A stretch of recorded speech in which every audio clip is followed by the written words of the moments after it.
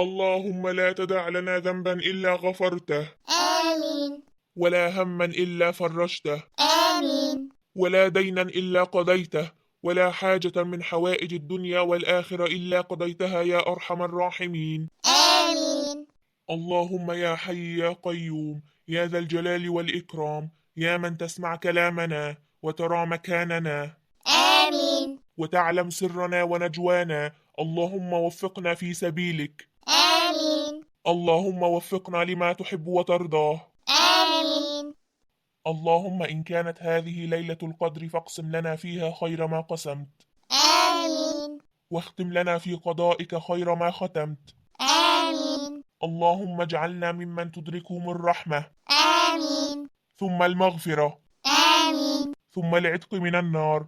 اللهم آمين يا رب العالمين. آمين. صدق الله العظيم. إيه يا حاج، خلصت الجزء بتاعك؟ يا حاج الحمد لله قرأته. طب يا حاج خلي بالك عشان النهاردة أول يوم في الليالي الوترية، أيوة صح يا حاج. فممكن جدا تكون ليلة القدر. كتري بقى من دعاء اللهم إنك عفو تحب العفو فاعف عنا. اللهم إنك عفو تحب العفو فاعف عنا يا رب. اللهم آمين. أمال فين البنات؟ بيتفرجوا على التلفزيون في الأوضة جوه. تلفزيون؟ معقول الكلام ده؟ المفروض العشر الأواخر دول نلتزم فيها بالصلاة والذكر والدعاء، مش المسلسلات والتلفزيون. يمكن ما يعرفوش إن النهاردة أول يوم من العشر الأواخر. مش في إيدهم النت 24 ساعة زي ما يعرفوش. يا ليلى، يا داليا. نعم يا بابا.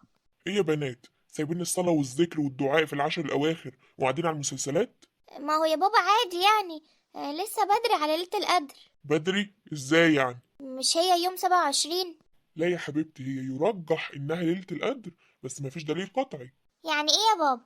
يعني ليلة 27 هي أكتر ليلة ظهرت فيها علامات ليلة القدر، بس مفيش دليل قطعي بيقول إنها هي ليلة القدر. النبي عليه الصلاة والسلام قال: تحروا ليلة القدر في الوتر من العشر الأواخر في رمضان. عليه الصلاة والسلام. معنى الكلام ده إيه؟ يعني نبحث عنها في الليالي الفردية 21 23 25 27 29، ممكن أوي تكون ليلة من الليالي دي. فهمتوا؟ طب أنا هضرب لكم مثال كده حلو عشان تفهموا أكتر. لو حد جاب لكم 10 شنط وقال لكم في شنطة من الشنط دي فيها 1,000,000 جنيه، فانتوا هتاخدوا شنطة واحدة من الشنط دي وتقولوا يمكن تطلع فيها 1,000,000 جنيه، ولا هتفتحوا الشنط كلها؟ هنفتح الشنط كلها يا بابا. ممتاز.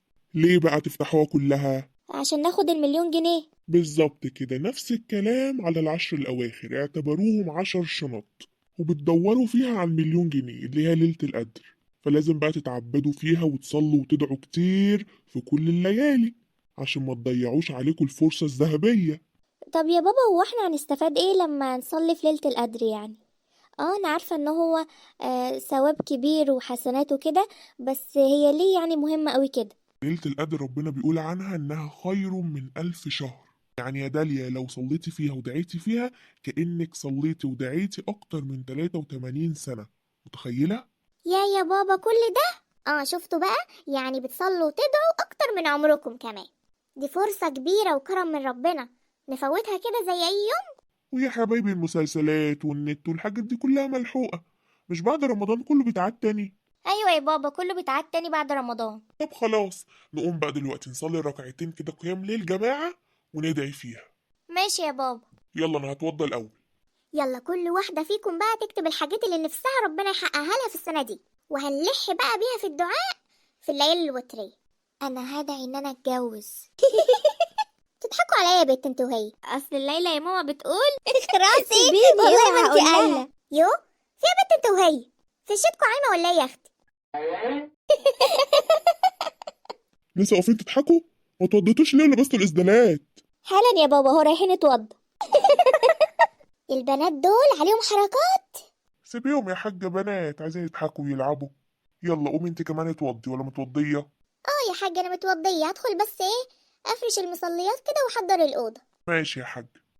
وانتوا يا حبايبي يا اللي تتفرجوا علينا، يلا قوموا كده اتوضوا وصلوا وادعوا وادعوا لنا معاكم، وربنا يتقبل منكم ذكركم وقيامكم وصيامكم ودعائكم وصالح أعمالكم يا رب العالمين، وكل عام وأنتم إلى الله أقرب.